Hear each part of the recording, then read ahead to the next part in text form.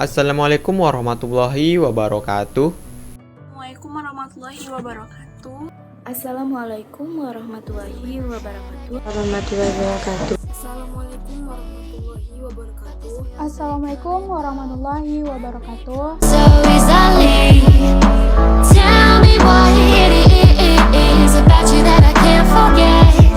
But you're breaking down my walls again, just to set me free. Baik, di materi pertama ini saya akan menjelaskan tentang paradigma post-positivisme. Pengertian paradigma. Paradigma merupakan perspektif riset yang digunakan peneliti yang berisi bagaimana cara pandang atau worldviews. Peneliti melihat realita, bagaimana mempelajari fenomena, cara-cara yang digunakan dalam penelitian, dan cara-cara yang digunakan dalam menginterpretasikan temuan. Sejarah post-positivisme. Munculnya gugatan terhadap positivisme dimulai tahun 1970 sampai 1980-an. Pemikirannya dinamai post-positivisme. Tokohnya adalah Karl R. Popper, Thomas Kuhn, para filsuf mazhab Frankfurt, Feyerabend, Richard Rorty. Paham ini menentang positivisme, alasannya tidak mungkin menyamaratakan ilmu-ilmu tentang manusia dengan ilmu alam. Karena tindakan manusia tidak bisa diprediksi dengan satu penjelasan yang mutlak pasti, sebab manusia selalu berubah. Apa itu post-positivisme? Post-positivisme adalah aliran yang ingin memperbaiki kelemahan pada positivisme. Post-positivisme sependapat dengan positivisme bahwa realitas itu memang nyata, ada sesuai hukum alam. Tetapi pada sisi lain, post-positivisme berpendapat bahwa manusia tidak mungkin mendapatkan kebenaran dari realitas apabila peneliti membuat jarak dengan realitas atau tidak terlibat secara langsung dengan realitas. Hubungan antara peneliti dengan realitas harus bersifat interaktif. Untuk itu, perlu menggunakan prinsip triangulasi, yaitu penggunaan bermacam-macam metode sumber data dan lain-lain. Saya Zelana Abdillah.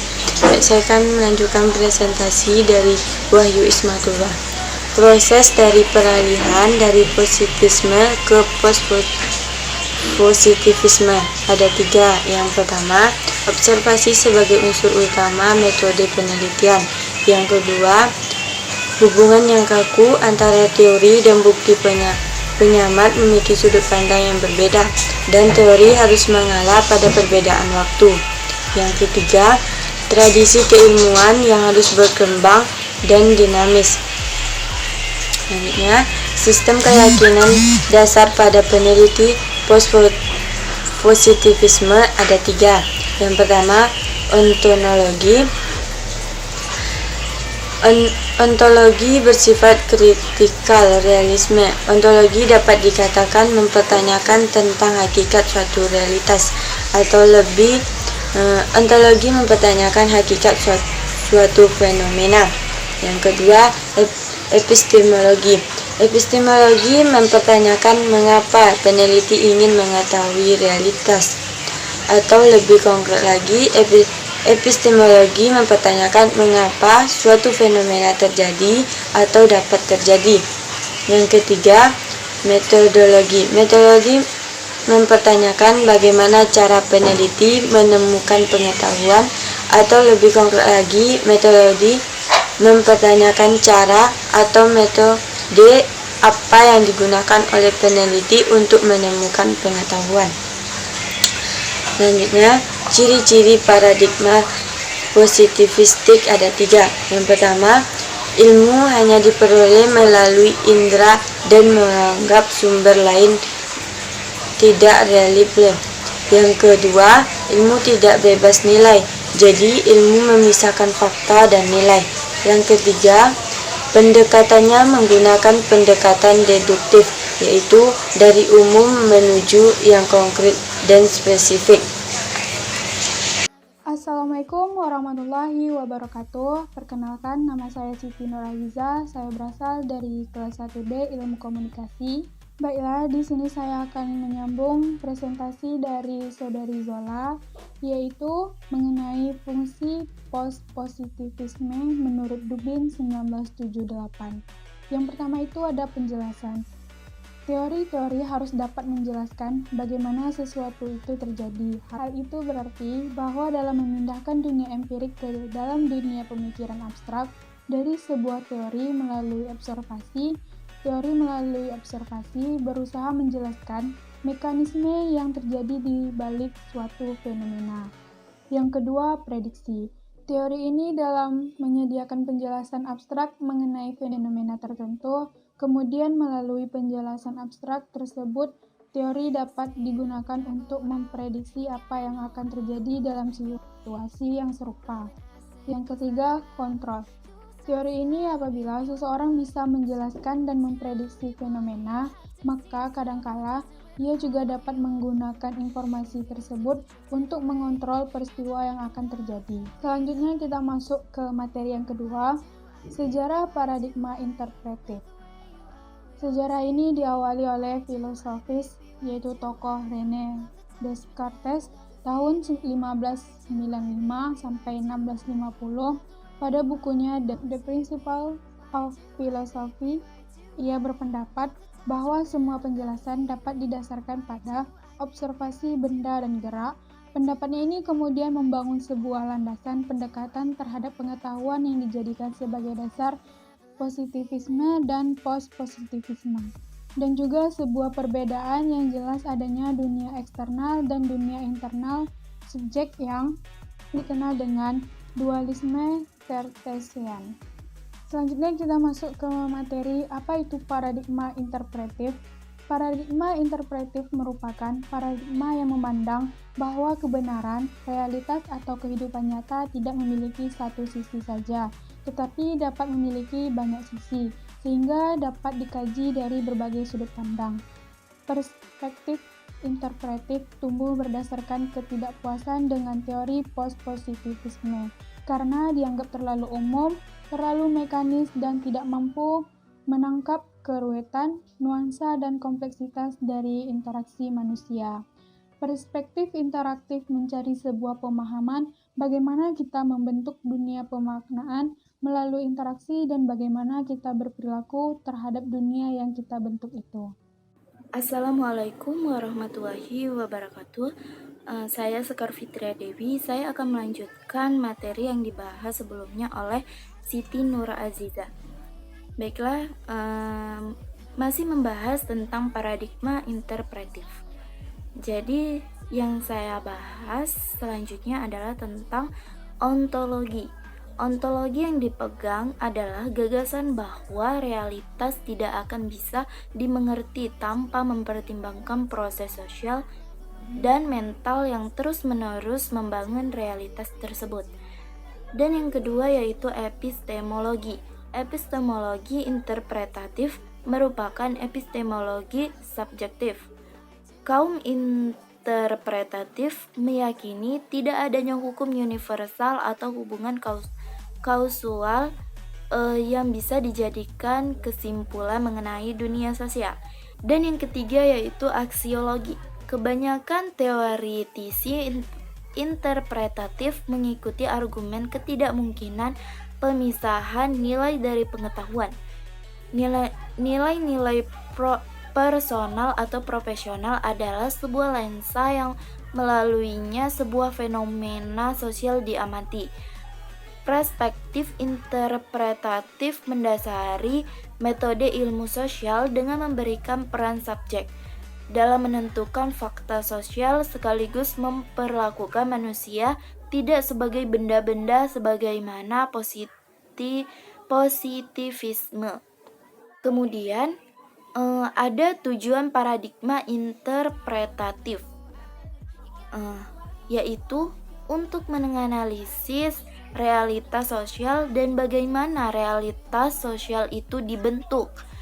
Penelitian interpretif tidak menempatkan objektivitas sebagai hal terpenting, namun mengakui bahwa untuk memperoleh pemahaman mendalam, maka subjektivitas para pelaku harus digali sedalam mungkin. Selanjutnya, teori interpretif dalam komunikasi terbagi menjadi 3. Yang pertama yaitu hermeneutika, Dan yang kedua yaitu fenomenologi. Dan yang ketiga interaksionisme. Baiklah, materi selanjutnya akan dilanjut oleh Sri Wulandari. Assalamualaikum warahmatullahi wabarakatuh. Saya Sri Wulandari akan menunjukkan presentasi dari Sekar Fitria Dewi. Ciri-ciri paradigma interpretif. Sebagai dasar untuk menjelaskan kehidupan, peristiwa sosial dan manusia dalam kerangka common sense, artinya pengetahuan dan pemikiran awam justru berisikan arti atau makna yang diberikan individu terhadap pengalaman dan kehidupan sehari-hari. Tujuan penelitian untuk mengembangkan pemahaman atau mengerti dan menginterpretasi apa di balik peristiwa. Ilmu itu tidak mungkin bebas nilai. Ilmu diperoleh tidak hanya melalui indera, tapi pemahaman makna dan interpretasi lebih penting bersifat ideografis, yaitu ilmu yang menganggap bahwa realitas tertampil dalam simbol melalui bentuk-bentuk deskriptif, bersifat induktif, yaitu dari spesifik menuju ke umum atau abstrak. Paradigma kritis. Paradigma kritis adalah sebuah aliran pemikiran yang menekankan penilaian reflektif atau kritik dari masyarakat dan budaya, menerapkan pengetahuan dari ilmu-ilmu sosial dari humaniora. Sebagai istilah, teori kritis memiliki dua makna dengan asal-usul dan sejarah yang berbeda. Pertama berasal dari sosiologi dan yang kedua berasal dari kritik sastra, di mana digunakan dan diterapkan sebagai istilah umum yang dapat menggambarkan teori yang didasarkan atas kritik. Dengan demikian, teori Max Herkamer menggambarkan teori kritis adalah sejauh berusaha untuk membebaskan manusia dari keadaan yang memperbudak mereka. Assalamualaikum warahmatullahi wabarakatuh. Saya Salsabila Eki Putri akan melanjutkan presentasi dari Sri Wulandari. Tujuan paradigma kritis. Untuk pembebasan nilai dominasi kelompok hal yang ditindas, hal ini akan mempengaruhi paradigma kritis mencoba membeda realitas dan penelitian ilmiah, termasuk di dalamnya penelitian atau kritis tentang teks media. Tokoh paradigma kritis. Teori kritis didirikan sebagai sebuah sekolah pemikiran utama oleh 5 tokoh teori mazhab Frankfurt, yaitu 1. Habermas, yang kedua ada Theodor Adorno, yang ketiga ada Max Horkheimer, yang keempat ada Walter Benjamin, yang kelima ada Erich Fromm. Ciri-ciri paradigma kritis. 1. Ciri pemahaman paradigma kritis tentang realitas. Realitas dalam pandangan kritis sering disebut dengan realitas temu. Realitas ini tidak alami tapi lebih karena bangun konstruk kekuatan sosial, politik, dan ekonomi. Yang kedua itu ciri tujuan penelitian paradigma kritis. Karakteristik dari tujuan paradigma kritis adalah paradigma yang mengambil sikap untuk memberi kritik, transformasi sosial, proses emansipasi dan penguatan sosial. Dengan demikian, tujuan penelitian paradigma kritis adalah mengubah dunia yang tidak seimbang. Yang ketiga itu ciri titik perhatian penelitian paradigma kritis. Titik perhatian penelitian paradigma kritis menggadaikan realitas yang dijebatani oleh nilai-nilai tertentu. Artinya, bahwa ada hubungan yang erat antara peneliti dengan objek yang diteliti. Yang terakhir ada pendasaran diri paradigma kritis mengenai cara dan metodologi penelitian. Paradigma kritis ada hal yang menekani penafsiran peneliti pada objek penelitiannya. Hal ini berarti ada proses dialogal dalam seluruh paradigma kritis. Dialog kritis ini digunakan untuk melihat secara lebih persyaratan sosial yang telah sedang akan terjadi. Sekian. Wassalamualaikum warahmatullahi wabarakatuh.